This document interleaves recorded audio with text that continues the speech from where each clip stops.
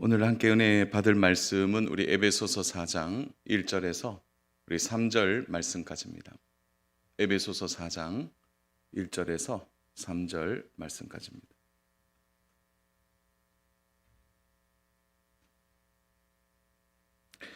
우리 세 절 말씀입니다. 우리 함께 보도록 하겠습니다. 1절부터 3절까지 같이 봅니다. 그러므로 주 안에서 갇힌 내가 너희를 권하노니 너희가 부르심을 받은 일에 합당하게 행하여 모든 겸손과 온유로 하고 오래 참음으로 사랑 가운데서 서로 용납하고 평안에 매는 줄로 성령이 하나 되게 하신 것을 힘써 지키라. 아멘.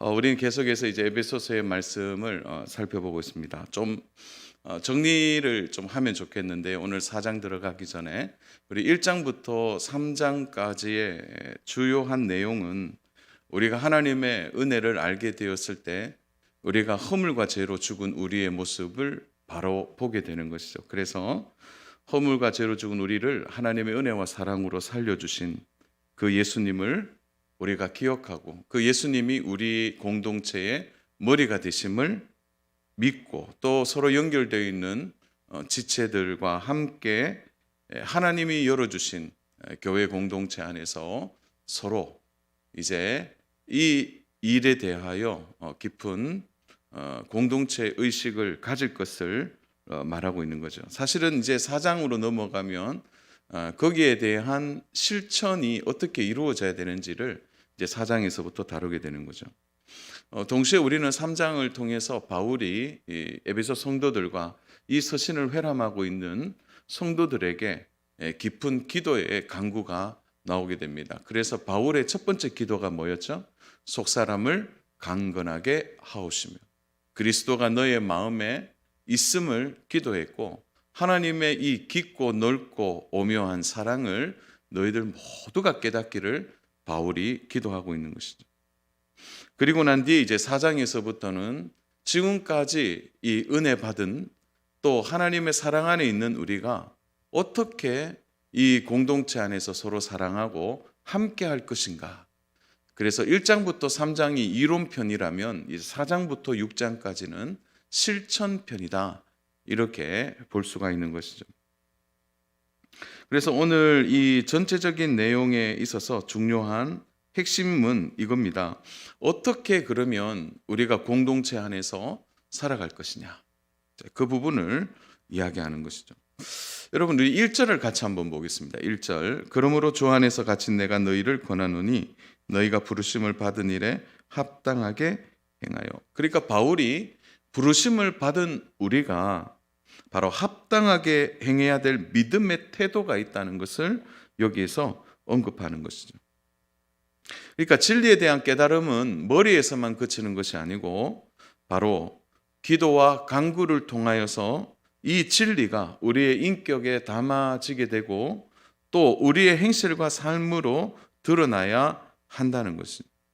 그래서 한 사람이 성숙한 신앙의 삶을 살기 위해서는 진리를 아는 것과 그 아는 것을 행하는 자리에까지 그리고 그 행함을 통하여 열매를 맺는 그 과정 속에서 바로 성도의 신앙은 성숙되어질 수 있는 것을 말하는 거죠. 사랑 여러분, 만약 진리를 머리에만 알고 있고 행함이 없다면 바로 그것이 종교인이 되는 것입니다. 이것은 참 슬픈 일이죠. 진리와 삶이 연결돼야 되고 그 진리가 우리의 삶의 분명한 태도로 드러나야 하는 것이죠. 여러분 사랑하라 이렇게 아는 것과 이 사랑하기 위해서 쏟아내는 고충들, 어려움들, 그 사랑을 온전하게 실천하기 위해서 당하는 여러 가지 어려움과 환난이 바로 사랑의 태도가 되어질 때 그 사랑이 사랑으로 세워지게 되는 것이죠.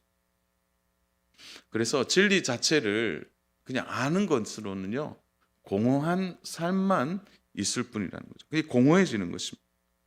그래서 기도했다면 그 다음은 무엇입니까? 믿는 것과 행하는 것이 하나가 되어야 되는 거죠. 그래서 기도를 우리가 하고 난 뒤에는 그 기도가 우리의 삶에 이루어질 수 있도록 실제적으로 그 일을 행하고 또 소망 가운데서 기꺼이 그 일들 앞에서 시간을 드리고 물질을 드리고 마음을 드려야 그 기도가 바로 응답의 자리에까지 오게 되는 것입니다. 여러분, 이렇게 부르심을 받게 되었을 때 그것을 합당하게 행하면 어떤 일이 일어나는 것이죠? 여러분, 그래서 3절은 미리 결론으로 얘기하고 있는데요. 그것은 바로 성령이 하나 되게 하신 것을 힘써 지키는 일. 다시 말해서 바로 부르심을 받은 성도의 가장 중요한 목적이 여기에서 드러납니다. 무엇을 실천하는 것이죠? 하나 된 것을 힘써 지키는 이 실천이 바로 우리에게 필요하다는 것입니다. 그래서 여기에서 하나 되게 하신 것, 이것은 이제 헬라 원문에서 보면은 페노테타라는 단어인데요. 이게 뭐냐면 영의 일치를 의미합니다. 그러니까 여러분, 우리가 그냥 하나 되었다, 그냥 서로 손을 잡고 어깨동무해서 하나 되는 일치를 얘기하는 게 아니라 우리 안에 있는 영이 일치하는 것을 의미하는 것입니다.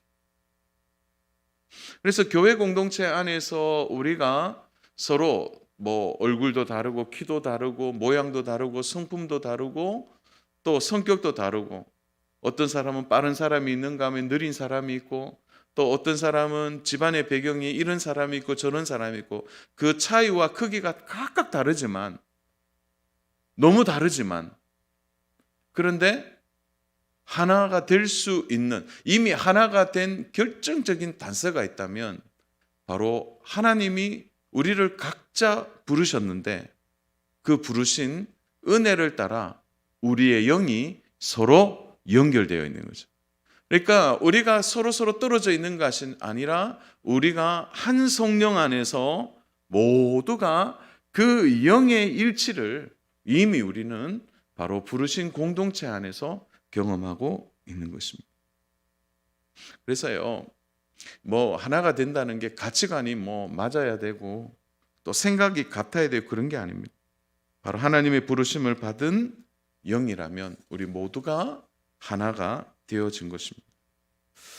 여러분, 이것은 세상 사람들이 알 수도 없는 거죠. 우리에게만 있는 하나됨의 은혜인 것입니다. 그래서 교회 안에서는 하나 됩시다, 이 말은 이미 아닌 거죠. 이미 우리는 하나 되어서 그것을 어떻게 힘써 지킬 것인가가 우리에게 더 중요한 말이 되는 것입니다. 그래서 어떻게 하든지 우리가 하나됨을 깨뜨리지 않는 일입니다. 그래서 실천적인 신앙과 믿음의 공동체의 삶에서 가장 먼저 언급하는 것이 바로 오늘 나오는 거죠. 바로 하나됨을 지키는 것입니다.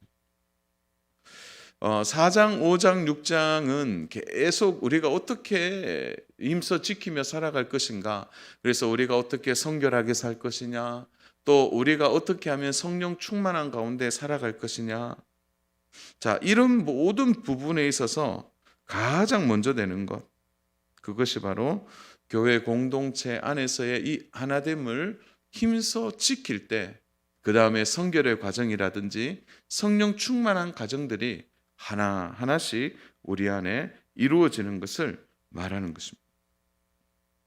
하나님이 우리에게 각자 부르심은 각각의 개개인이 부르심을 받았지만 그 부르시고 난 이후에 하나님은 바로 교회의 머리 되신 예수님을 통하여 우리에게 교회를 주셨고 그 교회 공동체 안에서 서로 연합하고 일치하고 또 하나됨을 통하여서 하나님이 이 땅에 우리에게 주신 사명을 함께 감당할 것을 말하고 있는 것입니다.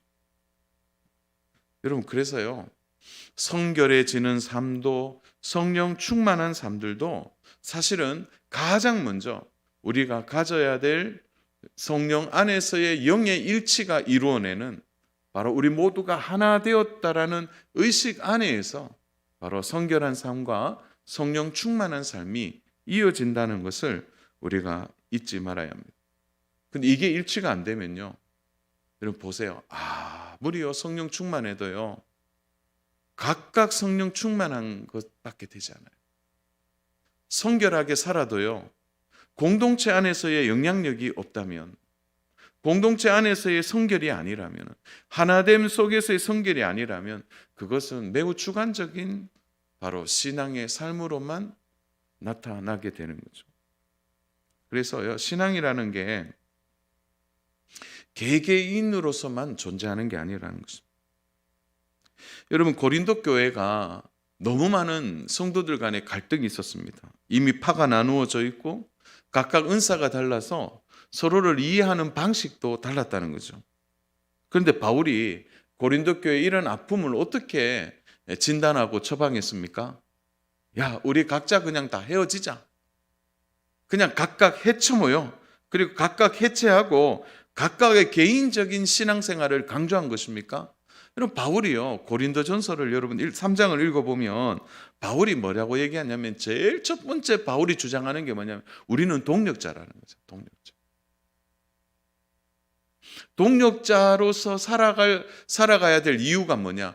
우리의 모든 우리가 밟고 있는 이 터가 바로 예수 그리스도가 되기 때문이라는 거예요. 그래서 예수 그리스도를 터로 모신 우리는 바로 함께 하나님 나라를 이루어가는 동력자라는 의식을 바울이 3장에서 가장 많이 강조하고 있어요. 그래서 고린도 교회는 해쳐 모여가 아니라 다시 그리스도의 터 위에서 우리가 공동체 안에서의 동력자라는 사실을 잊지 말고 하나됨을 힘써 지킬 것을 바로 바울이 고린도 교회에 주문하고 있었던 것이죠. 여러분, 주를 위하여 아무리 선한 싸움을 잘하고요, 공동체 안에서 탁월한 리더십을 발휘해도 하나됨이 깨트려지면 아무런 소용이 없는 것입니다. 교회 안에서의 가장 복된 은혜는 우리가 어떻게 하든지 서로가 하나됨을 지켜 나가는 거죠. 여러분, 결혼을 하면 부부가 됩니다. 그런데 부부가 되는 것으로 끝나지 않죠. 회사에 입사하기 위해서 그 오랜 시간 동안 열심히 준비해서 합격하고 회사에 입사합니다. 그럼 여러분, 입사하고 끝납니까? 결혼도 마찬가지죠. 결혼하고 끝이 나는 게 아니라 결혼 생활이라는 그 후가 더 중요한 것입니다. 회사에 입사하고 난 뒤에 이제 회사원으로서 그 사원으로 살아가는 그 삶이 더 어려운 것입니다. 교회 안에서 이제 결혼하는 우리 청년들 그 이제 결혼 교육을 하면 가장 강조하는 것 중에 하나가 그거예요. 결혼식이 끝이 아니라, 결혼식은 문을 열고 들어가는 것과 똑같은 것이고 그냥 문을 여는 것에 끝나는 거예요. 어쩌면 이제 문을 열고 들어가서 살아가는 삶은 전혀 다른 현실이라는 거예요. 그걸 많이 얘기합니다. 그래서 부부가 연애할 때는 너무 좋은데, 그러나 결혼하면 실제 삶이 다 나뉘어지는 거예요. 24시간이 함께 있고 또 함께 나누면서 그 일어나는 여러 가지 일들이 있다고 얘기를 하는 거죠. 그래서 연애보다 더 힘들 거라는 거예요, 결혼 생활. 장밋빛만 얘기해 주는 거 아닙니다. 갈등이 있어요. 이전에는 나와 너와의 관계가 있었지만 이제는 시댁과 또 친정, 또 처가집과 본가의 이 모든 관계들이 함께 밀려온다는 거예요. 그래서 부부가 되었다라고 끝나는 게 아니라 부부가 되었기 때문에 힘써 지켜야 할 일들이 얼마나 많이 있는지를 모른다는 거예요. 이렇게 얘기를 한참 이제 하고 나면 이제 조금씩 알아듣는 것 같아요. 조금씩. 회사도 마찬가지 아닙니까? 입사하는 순간 끝이 나는 게 아니죠. 입사하는 순간 이제 모든 관계들이 막 얽히고 설키게 되는 거죠. 들어가 보니까 사수가 있고, 다시 말해서 이 선배가 있고, 또 그것이 끝나지 않잖아요. 부서와 부서와의 관계가 있고, 또 내가 선 위치에서의 그 어떤 일들이 관계망 속에서 얼마나 많이 있는지 몰라요. 그래서 어쩌면은 입사하기 위해서 공부했던 그 치열한 공부와 어려움보다 더 큰 고난이, 또 여러 가지 고뇌들이 회사 가운데 있다는 것. 그 안에 상처가 있고 갈등이 있고 아픔이 있는 거죠. 사랑하는 여러분, 우리가 하나님의 부르심을 받고 우리가 하나님의 자녀가 되어서 교회 공동체 안을 들어와서 우리가 함께 하나님 나라를 이루어가는 일원이 되는 순간 그것으로 끝나지 않는다는 거예요. 교회에 들어와서 한 공동체를 이루어서 그 부르심 안에서 우리가 이제 함께 지어져 가는 그 과정들은 때로는요 참 힘들고 어려운 일입니다. 그래서 보통 교회에 딱 신앙생활하면서 들어오고 나니까 처음에는 몰랐어요. 근데 들어오고 나서 보니까 이제 만나는 성도들이 늘어나고 친해지기 시작하고 또 함께 하면서 이전에 바로 몰랐던 갈등들도 생기게 됩니다. 어려움이 있는 거죠. 여러분, 교회에 가끔 시험 드는 분들을 보시면은 교회에 정말 몇 달 만에 한 번씩 나오는 분들은 시험 들지 않습니다. 오히려 그분들은 교회에 한 몇 달마다 한 번씩 오는 분들은요, 교회 올 때마다 날마다 새로워요. 그분들에게는. 그러나 여러분, 교회에 아픔이 있고 또 시험 드는 분들을 보세요. 교회 안에 깊이 들어와서 주의 일을 하고 또 성도와의 깊은 교제 속에 있는 성도들이 또 현장에서 일을 하고 함께 섬기다 보니까 그 안에 갈등이 있고 고뇌가 있고 의견이 달라서 서로 시험 드는 일들이 있는 것이죠. 그래서 우리가 부르심을 받아서 그냥 교회 안에 들어오는 게 끝나는 게 아니라 그때서부터 그 부르심을 지키기 위하여 하나 된 것을 힘써 지키기 위하여 당하는 여러 가지의 일들을 지금 바울이 이제 4장에서부터 조목조목 성도들에게 이야기하고 있는 것입니다. 자, 그러면 바울이 말하고 있는, 그럼 우리가 교회 공동체 안에서 부르심을 받아 영이 일치되어지고 함께 할 때 그럼 우리는 어떻게 이 하나됨을 지켜가야 합니까? 그것이 오늘 본문 2절에 네 가지로 좀 정리가 되는데요. 우리 2절 우리 같이 보겠습니다. 모든 겸손과 온유로 하고 오래 참음으로, 네 가지를 이야기합니다. 겸손, 온유, 오래 참음, 용납입니다. 이 네 가지는 우리 안에서 성령님이 만들어 가시는 귀한 성품이죠. 여러분, 이 네 가지가 바로 하나됨을 힘써 지키도록 우리를 끊임없이 공동체 안에서 우리를 붙들고 또 하나됨을 지켜갈 수 있도록 이끌어내는 바로 너무 중요한 성품의 모양들입니다. 자, 그러면 좀 한 가지 한 가지만 좀 뜯어서 한번 생각해 볼까요? 첫 번째 나오는 것이 겸손입니다. 겸손. 자, 겸손이 무엇일까요? 여러분, 겸손이라고 말하니까 제일 먼저 떠오르는 마음이 어떤 거죠? 자기를 낮추는 것. 여러분, 그러나 자기를 낮추는 것에만 이 겸손을 이야기하지 않습니다.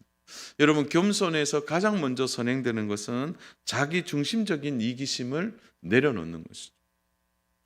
그래서 이 겸손은 자연스러운 성품이 아니에요. 어떤 분들은 이 성품이 너무 좋아서 그분만 보면 참 겸손한 것 같아 이렇게 말하는데 거기에서 말하는 겸손이 아니라는 거죠. 오늘 여기에서 바울이 말하고 있는 겸손의 핵심은 하나님을 바라보면서 나타나는 나의 태도예요.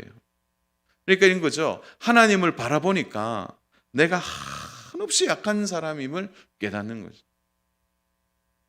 그래, 겸손에는요 분명한 대상이 있습니다. 바로 하나님을 바라보는 삶의 태도라고 말할 수 있습니다.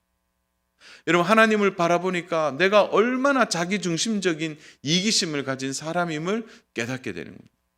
그토록 오랫동안 신앙생활을 하고 내가 몇십 년 동안 신앙생활을 하면서도 아직 바뀌지 않는 나의 고질적인 아픔, 성품, 기질, 언어, 태도, 이런 것이 끊임없이 하나님 앞에 비춰지는 거예요.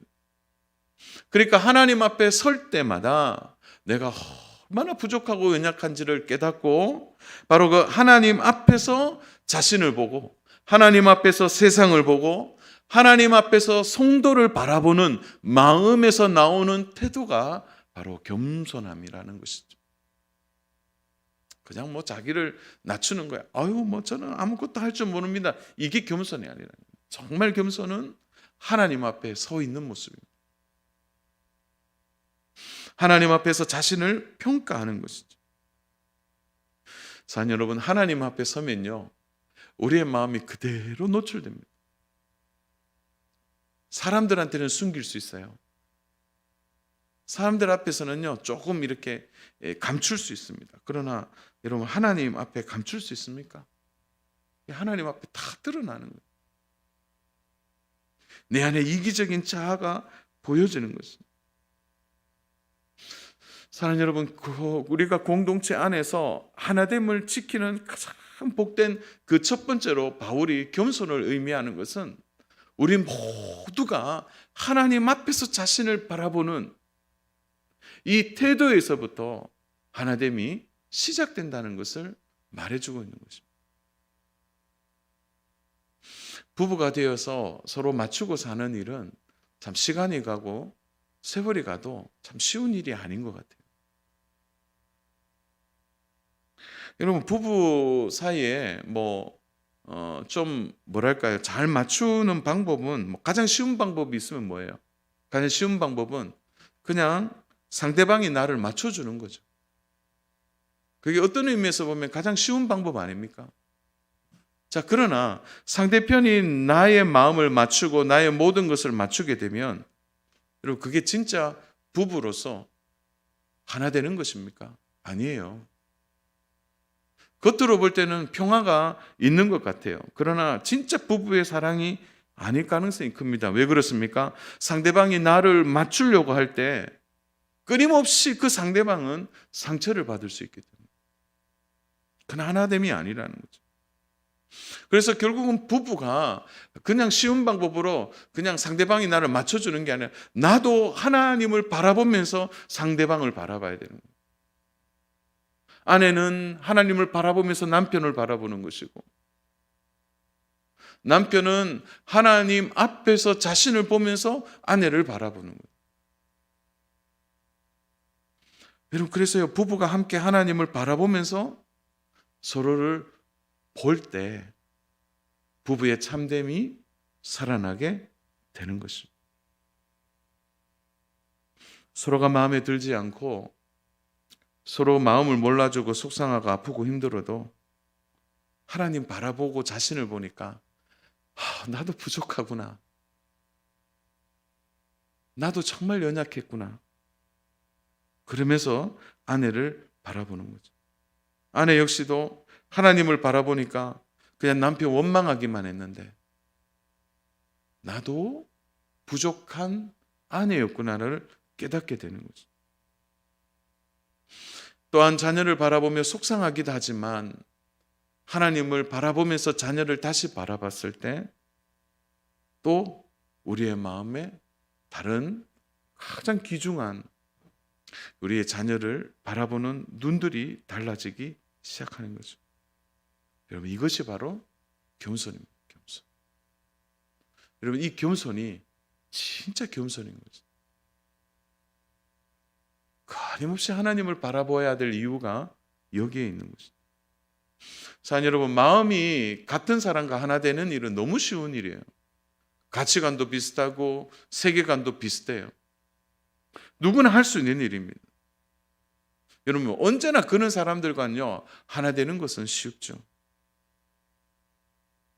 그러나 다르고 틀리고 전혀 나와 맞지 않는 그 사람을 하나님을 바라보면서 나를 낮추고 어떻게 하든지 그 사람을 하나님 앞에서 이해하려고 하고 돌아보려고 하는 거기에서 오는 하나됨이 진짜 하나됨이 되는 것입니다.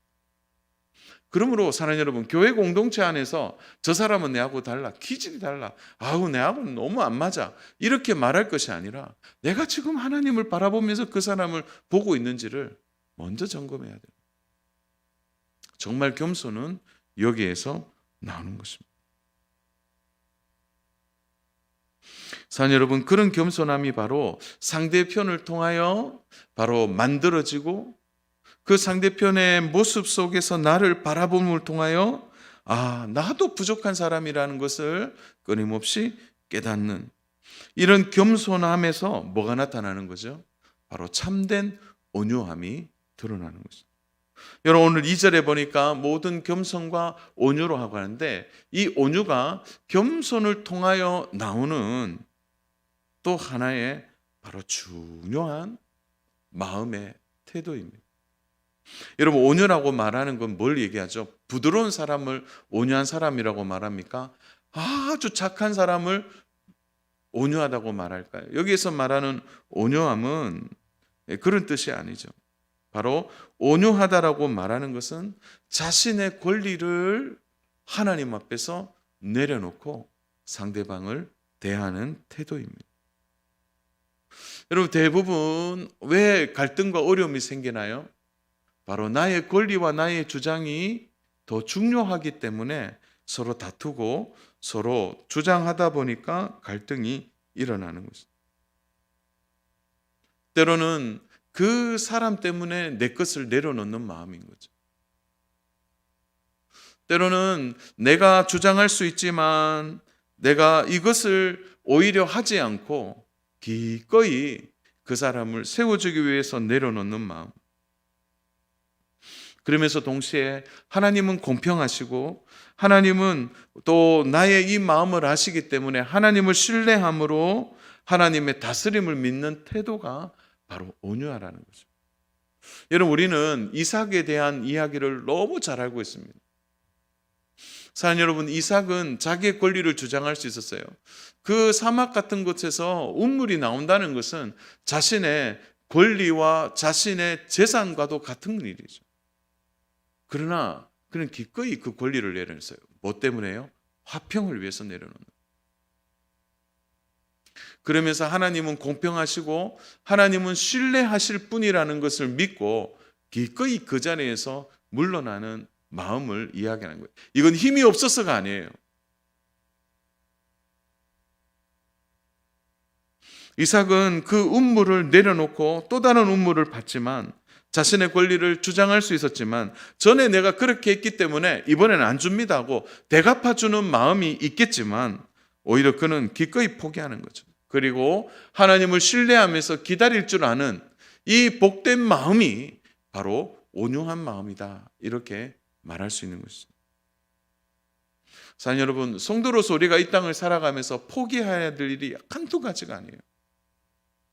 여러분, 눈 감고 한번 나의 권리를 주장하고 내 욕심을 차릴 수 있지만 여러분, 하나님 앞에서 참는 일, 하나님 앞에서 나의 권리를 내려놓는 일, 그렇지만 동시에 하나님은 공평하시고 하나님은 신뢰할 만하시고 하나님은 내가 이러한 행위를 통하여 하나님은 온전히 나를 받으시고 오히려 이 일을 통해서 하나님의 역사를 믿고 나아가는 그 믿음의 마음에서 진정한 온유가 살아날 때 바로 그 성도가 있는 공동체가 회복이 되고 그 공동체가 다시 일어나게 되는 것입니다. 사랑하는 여러분, 그래서 저는 우리 공동체 안에 이런 온유한 분들이 많아지기를 소망합니다. 그래서 곳곳에서 부서에서 기관에서 그 온유함으로 섬겨내고 사랑하고 그러면서 동시에 더 연약한 성도를 바라볼 때 참 가슴 아프지만 그를 위하여 기꺼이 나의 것을 내려놓는, 그러면서 하나님이 이 모든 것을 아시고 다시 모든 것을 되돌려 주실 것을 믿는 그 마음으로 하나님을 신뢰하고 따라가서 화평을 이루려고 하는 그 성도들이 있는 곳곳에 저는 진정한 하나됨이 지켜지고 하나님의 은혜가 드러난다고 생각합니다. 자, 여러분, 왜 교회가 갈등이 있고 싸우나요? 바로 이런 온유함이 사라졌기 때문에. 귀한 성도 여러분, 저는 참 감사해요. 우리 공동체 안에 참 이런 분들이 곳곳에 참 있고 또 생각나고 말씀 준비하면서 참 그런 분들이 좀 생각이 나더라고요. 그런 분들이 곳곳에 선한 영향력을 드러내는, 이런 온유함이 우리 모든 성도님들의 삶에, 또 공동체 안에 풍성해서 공동체가 그야말로 살아나고 생기를 얻고 함께함에 이 즐거움이 회복되는 우리 아름다운 농공 공동체 될 줄로 믿습니다. 자, 그러면 동시에 이렇게 겸손하고 이렇게 온유할 때 보십시오. 하나됨을 지켜내는 이 사랑의 오래 참음이 기꺼이 나타나게 되는 것입니다.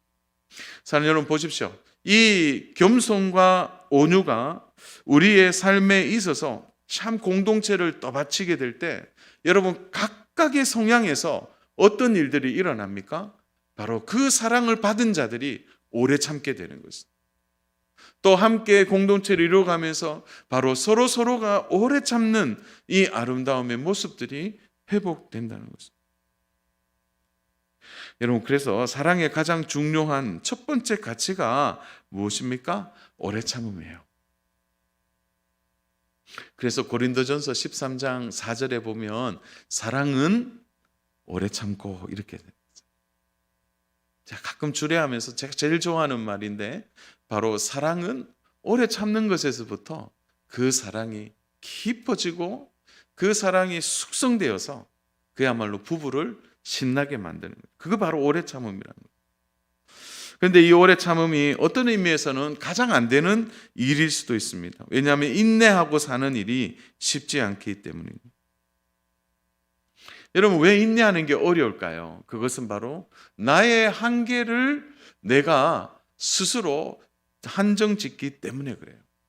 그래서 오래 참는 일들도 끊임없이 하나님을 바라보는 일이 되어야 하는 거죠. 내가 이까지 참으면 참았다, 여기서 끝나는 것이 아니라 하나님 때문에 참는 것입니다. 하나님으로부터 오는 그 끊임없는 사랑 앞에서 나를 주저앉히고, 그리고 한 번 더 참아내려고 하는 그 인내가 하나님 앞에서 이루어질 때 오래 참음이 나타나게 되는 것입니다. 여러분, 그래서요, 성품상 오래 참는다는 것은 말이 안 돼요. 이게 다 하나님 안에서 나오는 것입니다. 사랑하는 여러분, 세상과 교회의 가장 큰 차이가 여기에 있지 않습니까? 바로 오래 참고 기다려주고 배려하고 참아내는 성도의 이 태도가 세상과 교회의 차이예요. 세상은 오래 참아주지 않아요.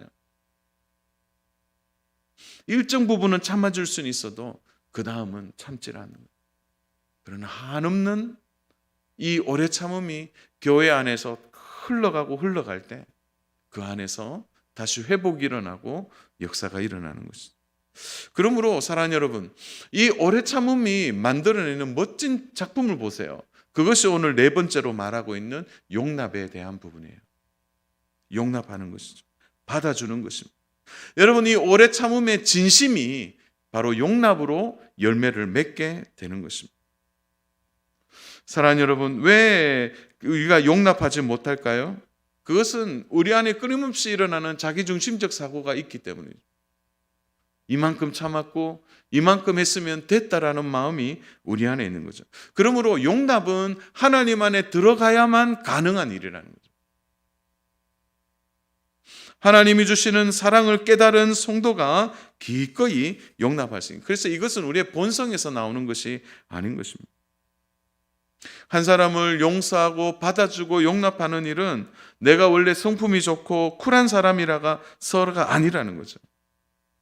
여러분, 용납의 자리까지 가는 일이 얼마나 힘들고 어려운 일인지 모릅니다. 그래서요, 용납의 자리까지 가는 성도는 한없이 하나님 앞에 엎드리는 성도가 되는 것입니다. 왜요? 엎드려야 이 사랑의 용납이 가능하기 때문입니다. 저는 오늘 우리 성도 여러분께 이상적인 얘기를 하는 것이 아닙니다. 오늘 우리의 삶의 현실이고 또 우리의 삶에 일어나는 많은 일들입니다. 저도 목회를 하면서 수많은 갈등 속에 가장 어려운 것이 있다면 이 네 가지인 것 같아요. 겸손한 것, 온유한 것, 오래 참는 것, 용납하는 것. 끊임없이 상처를 주고받는 때로는 우리가 어떻게 하든지 하나님을 닮아가려고 하지만 내 안에 불쑥불쑥 올라오는 이 욕망의 덩어리, 이기적인 자아, 이런 일들로 인하여 한 번씩 무너질 때마다 끊임없이 하나님 앞에 엎드릴 수밖에 없는 그러한 삶의 반복을 통해서 더더욱 귀하고 귀하다는 것을 깨닫게 되는 것입니다. 사랑하는 여러분, 우리 힘으로 할 수 없기 때문에 오늘도 우리는 하나님을 의지합니다. 그리고 하나님 안에서 어떻게 하든지 겸손하고 온유하고 오래 참고 용납함을 통하여 우리가 발을 딛고 있는 이 아름다운 공동체가 주 안에서 세워져 갈 수 있도록 하나님 앞에서 구하고 또 구하는 저와 우리 믿음의 성도 여러분 되시기를 주님의 이름으로 축복합니다. 하나님 바라보면서 그 안에 겸손이 좀 많이 묻어났으면 좋겠습니다. 서로를 향하여 온유함으로 어떻게 하든지 예수님의 사랑을 서로 닮으려고 애를 쓰고 나의 권리를 기꺼이 내려놓고 오히려 하나님을 신뢰함으로 하나님이 다시 갚아주심을 믿고 그 안에 진정한 오래 참음과 용납의 열매가 맺어질 때 우리를 통하여 예수 사랑이 또 예수님을 통하여 진정한 회복이 우리 공동체 안에 일어나지 않겠습니까?